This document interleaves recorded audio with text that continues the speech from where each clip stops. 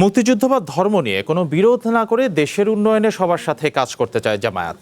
সকালে ঠাকুরগাঁও মানব কল্যাণ পরিষদ চত্বরে সাংবাদিকদের সাথে মত বিনিময়ে এ কথা জানান জামায়াত নেতা অধ্যাপক মিয়া গোলাম পরোয়ার।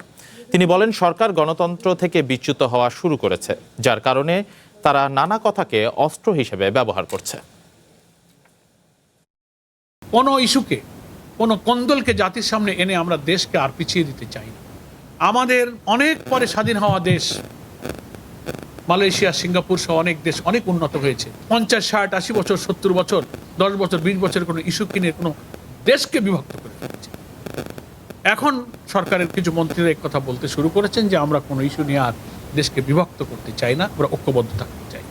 সবাই বলেননি, কিছু কিছু লোক, those who are policy maker, যারা নীতি নির্ধারক, এই ধরনের নেতারা এই কথা বলতে শুরু করেছেন। এই জন্য আমরা সরকারকে ধন্যবাদ জানাই।